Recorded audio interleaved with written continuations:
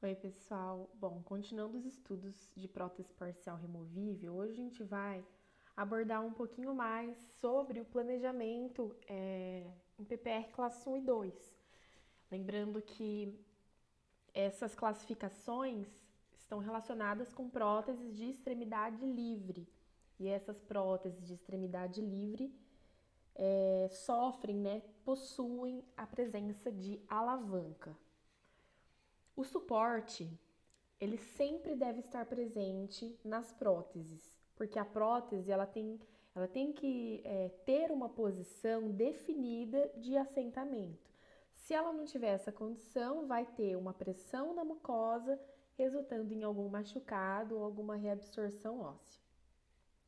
A estabilidade vai ser dada pelo máximo contato das partes rígidas da prótese com os dentes do paciente, sendo que quanto mais dentes, mais área de estrutura em contato e mais estável essa prótese tende a ser.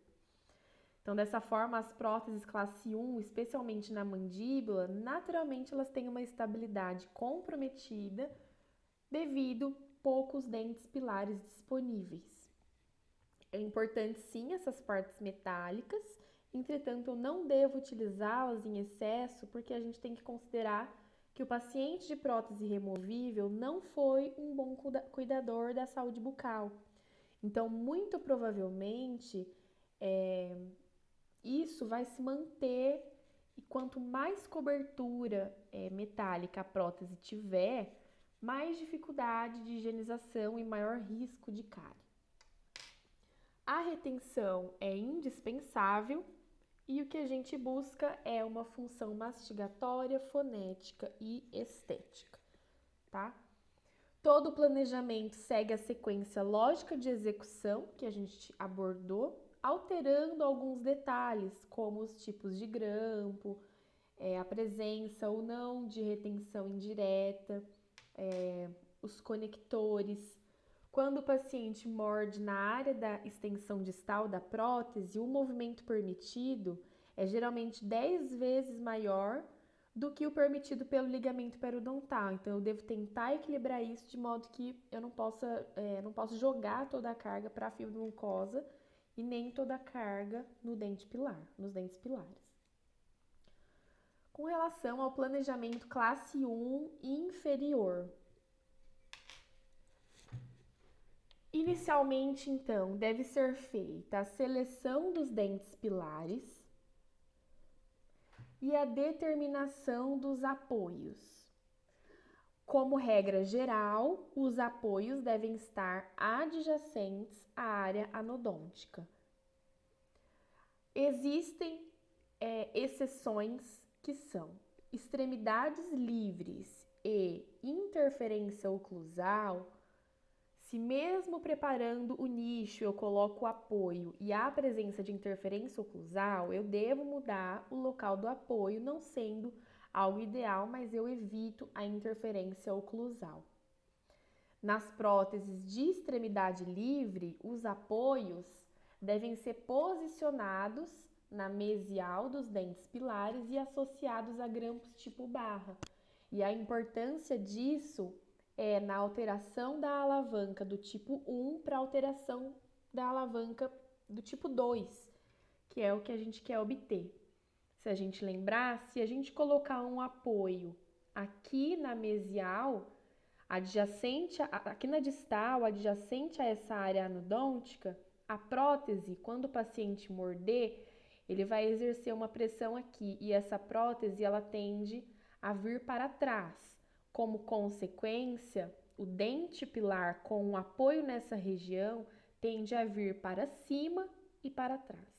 Então, para equilibrar essas forças e passar de alavanca 1 para alavanca tipo 2, a gente nas extremidades livres pode colocar o apoio na mesial associado com um grampo tipo barra.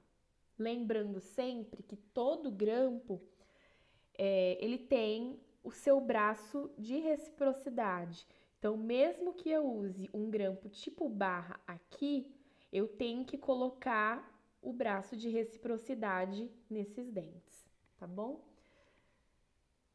Aqui, então, a gente tem um exemplo, o apoio afastado da área anodôntica associado a um grampo tipo barra. E vamos retomar, então, tudo isso. A alavanca de primeira classe e de segunda classe em prótese dento-muco suportada. Sabemos que, se existe uma extremidade livre, existe uma alavanca, podendo ser de primeira classe, como uma gangorra, sendo que a potência, ou seja, a carga mastigatória, o fulcro, que é o apoio, e a resistência é o braço de retenção. A alavanca de primeira classe em funcionamento puxa o dente pilar para cima e para trás.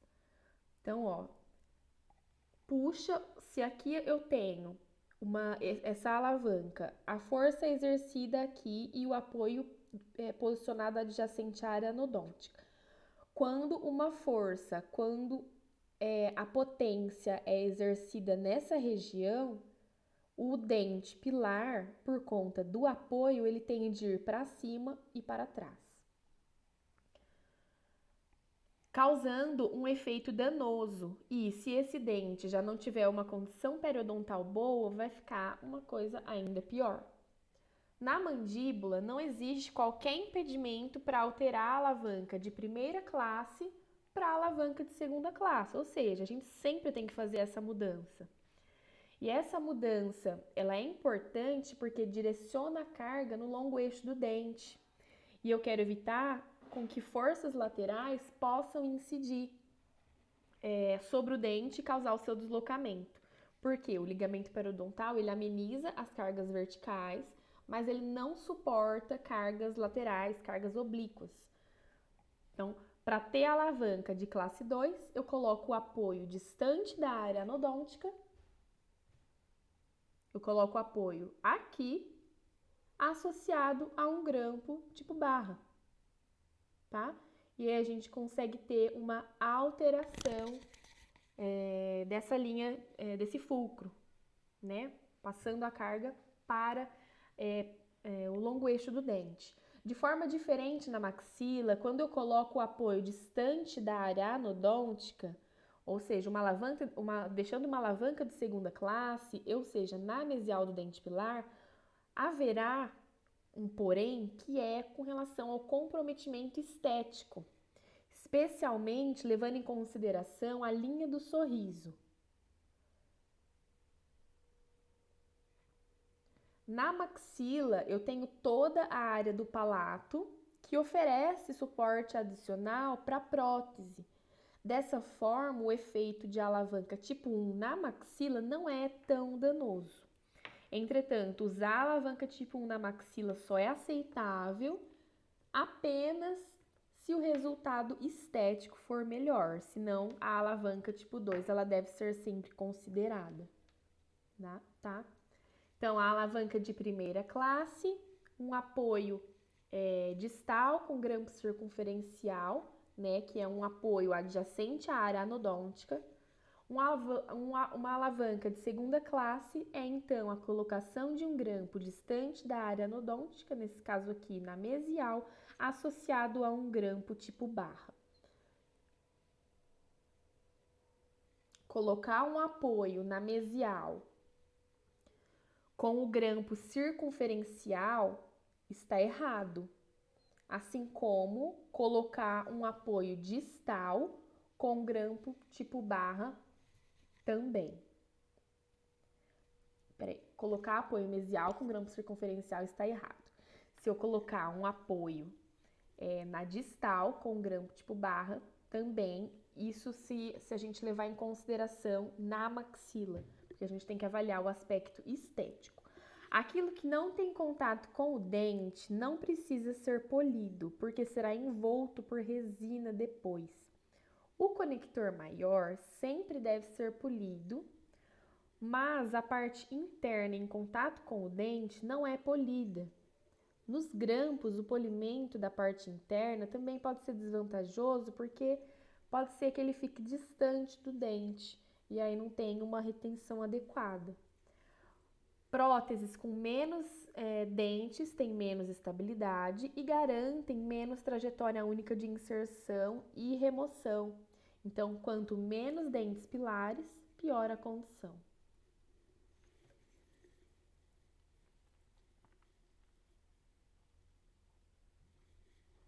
Bom, aqui, notar na foto ao lado, que é essa foto que tem um X, que existe um apoio no cíngulo conectado ao conector maior.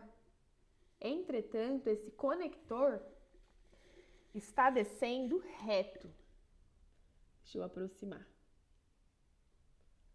Aqui um apoio no cíngulo e ele saindo do cíngulo diretamente para o conector maior. Isso é desvantajoso porque causa desconforto ao paciente, já que o metal passa pela cervical, que é uma área de maior contorno lingual. Então, os conectores menores nunca devem descer sobre o dente, mas sim no espaço interdental, que são a região das ameias, diminuindo essa sensação de volume da prótese. Então, o que é importante? Depois que a gente desenhou a estrutura, né, leva para o laboratório para fazer o enceramento da peça metálica, a gente tem que conferir esse enceramento, tá? Antes de realmente levar para a fundição e fazer a peça metálica em si. Com relação aos nichos para dentes anteriores, no cíngulo, a gente conversou sobre esse preparo de nichos também, mas aqui são coisas para relembrar, né? Se eu não faço nenhum tipo de preparo, a força exercida fará a prótese ser deslocada na face inclinada, no plano inclinado do dente, além de deslocar o dente para vestibular.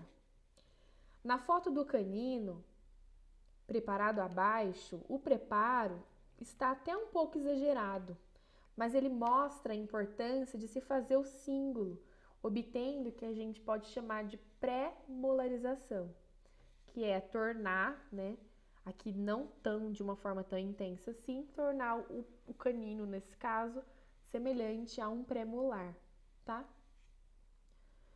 Deve-se prevenir o aparecimento de alavancas e planos inclinados. As alavancas eu não consigo eliminar, né? Apenas fazer o seu controle, alterando quando necessário a posição de apoios e tipos de grampos. Já o plano inclinado, eu tenho a obrigação de eliminar e para fazer essa eliminação, basta fazer um preparo sobre o dente, no qual eu vou colocar o apoio da prótese impedindo esse deslocamento, né?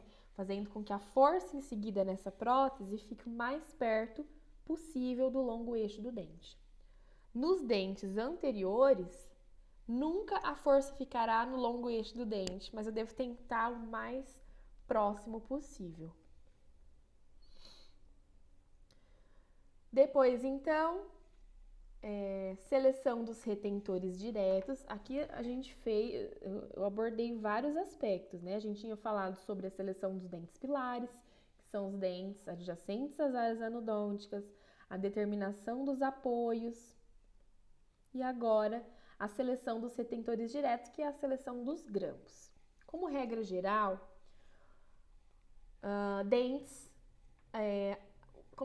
os grampos eles ficam adjacentes à área anodôntica e as exceções é quando há um comprometimento periodontal. O desenho do grampo é decidido com base no modelo e na estética do paciente. Lembrando que os grampos devem estar em pelo menos um ponto de retenção que eu verifiquei. Ele não precisa estar nos 3 pontos de retenção que eu obtive lá na parte do delineamento. E nesse caso, classe 1, extremidade livre, utiliza-se mais o grampo tipo barra associado com o apoio distante da área anodôntica, tá? Em um dente pilar da classe 1, se eu vier com grampo pela região mesial, ou seja, anterior a ele, haverá problema de desconforto, de machucar o paciente, além do aspecto estético. Então, se eu chegar com o grampo pela parte distal da vestibular, Eu vou evitar essa área de maior contorno, ele vai ficar escondido, favorecendo a estética, e ainda assim vou conseguir a circunscrição de 180 graus. Importante, como regra absoluta, é que na vestibular, em dentes como caninos e premolares, tanto da maxila quanto da mandíbula, eu nunca posso fazer um grampo circunferencial saindo de mesial por conta da estética, porque a parte mais volumosa do grampo vai estar nessa região anterior do arco e vai causar um desconforto e vai deixar a estética comprometida. Então, lembrar sempre disso, nunca utilizar um grampo circunferencial em caninos e premolares saindo da mesial. Determinação da linha de fulcro e dos retentores indiretos. A linha de fulcro, como a gente também já havia conversado, é um eixo imaginário determinado pelos apoios mais posteriores da prótese, em torno da qual a prótese tem a tendência de rotacionar. Determinada a existência dessa linha de fulcro, a gente tem que posicionar, a gente tem que identificar, verificar se tem a necessidade de uma retenção indireta. Então, posicionar os retentores indiretos na maior perpendicular para impedir o movimento de rotação da prótese, tá? Distante da linha de fulcro e o mais anterior possível. O que pode funcionar como retentor indireto são apoios, grampos, parte do conector maior, conector menor. Nesse caso, a gente tem, então, aqui a linha de fulcro passando pelos apoios mais posteriores. Se a gente considerar aqui, então, classe 1, o apoio vai estar distante da área endodôntica, com grampo tipo barra aqui, o eixo imaginário passando por esses apoios mais posteriores. Traça uma linha de fulcro, traça uma linha perpendicular a essa linha de fulcro e vai ser por aqui, anterior a esses apoios, que os retentores indiretos devem estar posicionados, tá? Aqui, uma prótese sem retentor indireto e aqui uma prótese com um retentor indireto. A retenção indireta não é a mesma coisa que a retenção da prótese. A retenção da prótese é a capacidade de impedir a saída da prótese de posição após colocada na boca. A retenção indireta não está relacionada com a saída da prótese, mas sim em impedir que ela rotacione, que ela gire sobre o fulcro. Se eu identificar, portanto, que existe esse ponto em torno da qual ela pode girar, eu preciso de uma retenção indireta. Assim, uma prótese que gira em torno de uma linha de fulcro tem falta de retenção, tá?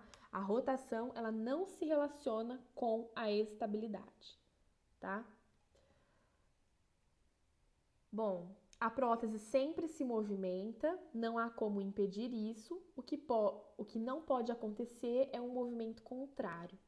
Ou seja, o paciente mastigou e algum alimento se aderiu na prótese e está fazendo ela sair, né? Ela está deslocando ela para cima e está fazendo ela rotacionar.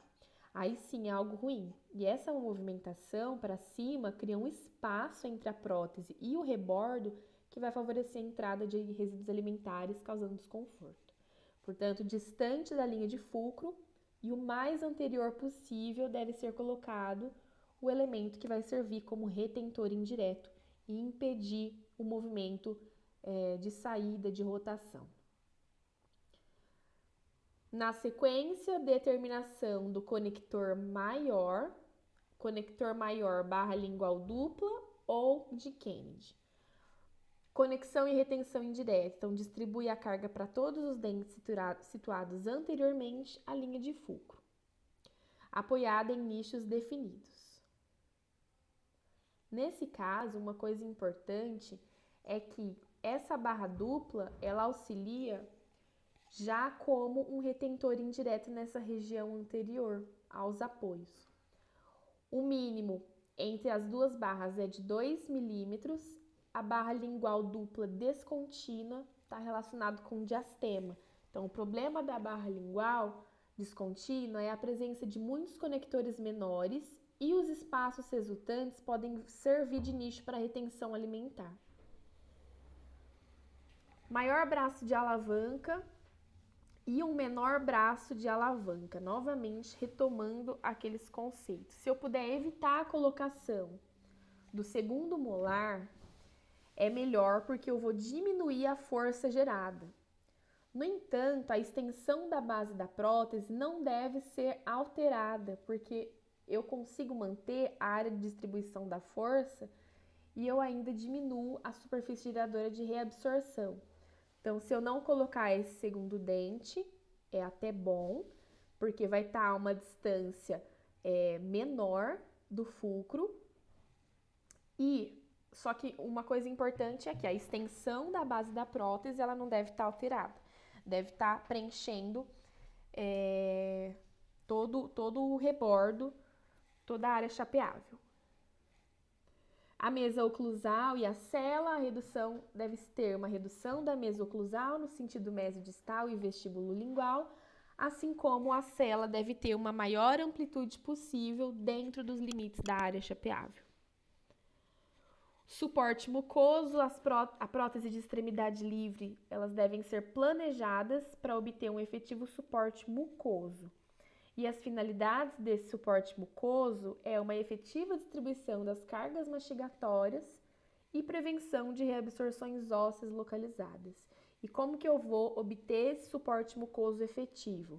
Obtendo um desenho correto da base da prótese, atingindo toda a extensão máximo de área chapeável, moldagens que sejam funcionais, retornos periódicos e reembasamentos.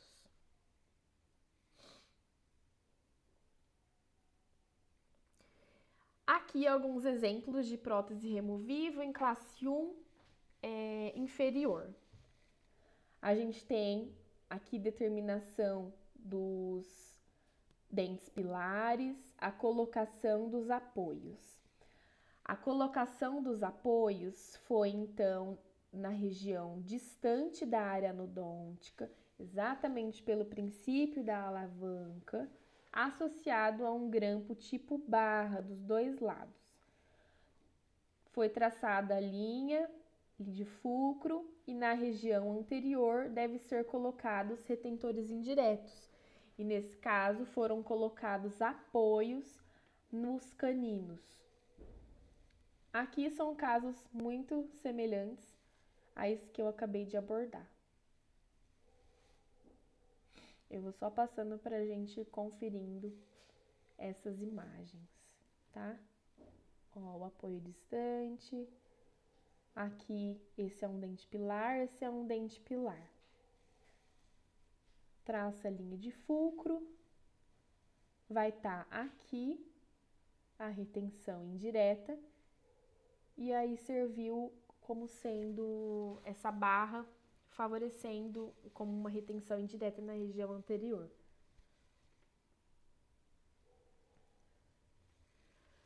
Planejamento de classe 1 superior.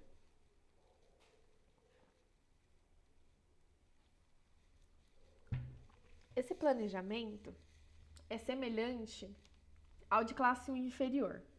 Então, o que vai mudar é conector maior, porque vai ser um conector palatino completo, né, no caso de necessidade de um maior suporte, e uma placa palatina maior, né?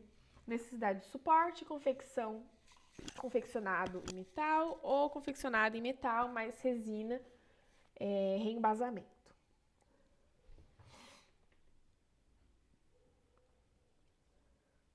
Aqui, alguns exemplos da classe 1 superior, então a região dos apoios, é muito semelhante, que vai mudar, na verdade, é o conector, né?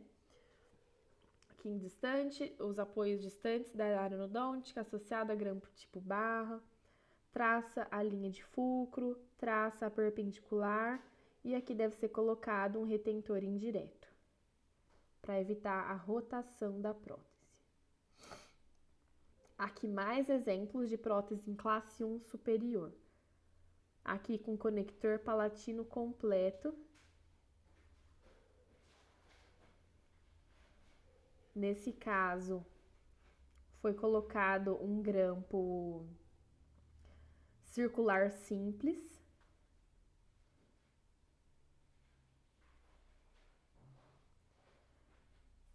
Cuidado com os braços de retenção muito próximos à margem gengival. Aqui são outros exemplos de classe 1, aqui com uma modificação 2 superior. Nesse caso, quando a gente tem as modificações, ou seja, mais espaços anodônticos, a gente tem que levar em consideração que existem outros dentes pilares. Então, esse é um dente pilar, esse é um dente pilar, esse é um dente pilar e esse aqui é um dente pilar. Então, sempre que eu tenho dentes pilares, adjacente à área anodôntica, eu tenho que colocar na mesial eu tenho que colocar um grampo.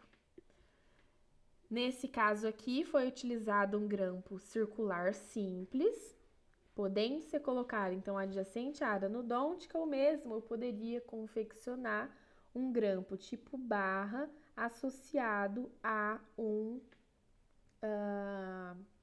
apoio aqui na mesial, né, que é distante da área anodôntica. Traça a linha de fulcro, que é a linha que passa entre os apoios mais posteriores, e a retenção indireta é aqui. Aqui foi colocado um apoio no cíngulo e aqui o apoio no cíngulo também. E esses apoios no cíngulo, esse apoio principalmente aqui, eles vão auxiliar, eles estão agindo como retentor indireto, tá? Agora o planejamento classe 2. Esse planejamento classe 2, ele é semelhante ao planejamento de classe 1, mas a gente tem que considerar algumas coisas, tá? Os retentores diretos são os grampos. A gente geralmente utiliza o geminado ou o geminado circular duplo, né? Lembrando de preparo das canaletas. Aqui alguns exemplos de PPR em classe 2. Sempre quando a gente tem uma PPR em classe 2, a gente tem a presença de dentes do lado adjacente. Se a gente tem a presença de dente adjacente, a gente tem que pensar em colocar um grampo nessa região. Por quê? Vamos selecionar primeiro aqui, a gente tem esse dente pilar. E foi colocado um grampo tipo barra. Aqui, o apoio no cíngulo serviu como um retentor, serviu como o braço de reciprocidade. E aqui desse outro lado, para ter uma maior estabilidade da prótese, foi colocado um grampo tipo geminado. E desses dois grampos, desses dois apoios, a gente traça perpendicular e aqui na região anterior é colocado o retentor indireto. Se não quiser colocar aqui na região do canino, pode-se colocar na mesial do pré-molar, tá bom? Aqui classe 1, classe 2, modificação 1, inferior. Então, esses dois são os dentes pilares, grampos adjacentes à área anodôntica. Aqui também.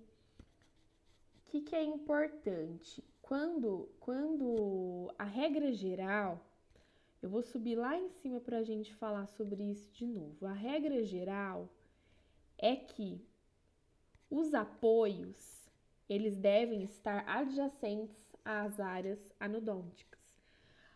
A única exceção, ou seja, quando a gente coloca o grampo, o apoio distante da área anodôntica, é no caso de extremidade livre e interferência oclusal.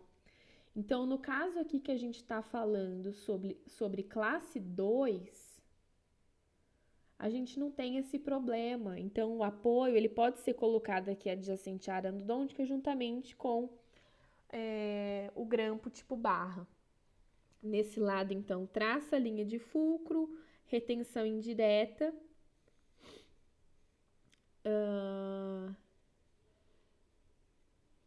E essa região aqui, esse apoio, funciona como uma retenção indireta para evitar algum tipo de parte metálica aqui nesses dentes anteriores. E a prótese, ela é planejada dessa forma. Aqui, mais uma vez, uma região, modificação classe 1. Aqui, nesse caso, foram colocados grampo circular e grampo circular simples nesse dente e nesse dente. Nesse caso aqui, foi colocado um grampo tipo barra e um circular simples.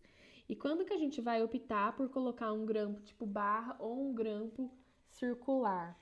A gente opta isso baseado na área anodôntica, no tamanho da área anodôntica.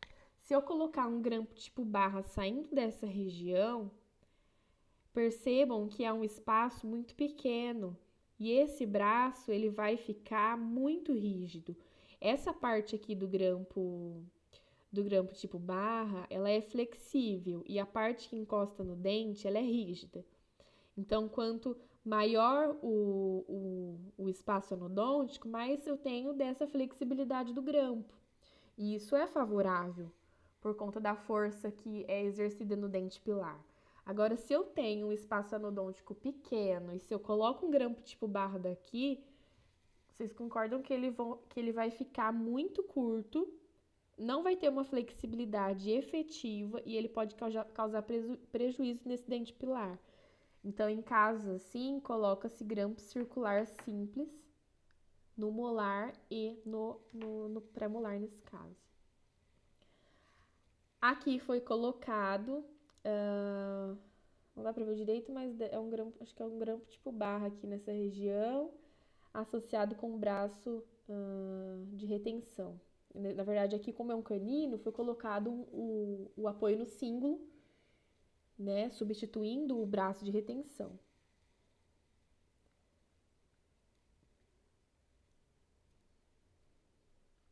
Aqui são as outras opções, né, os outros exemplos.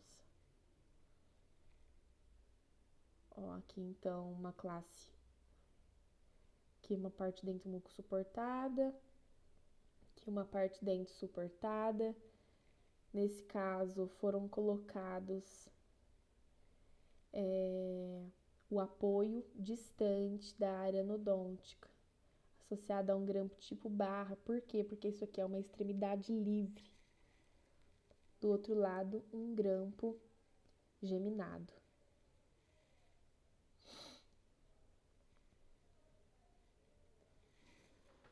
Classe 2, superior ainda. Grampo tipo barra, apoio distante, porque é uma área livre.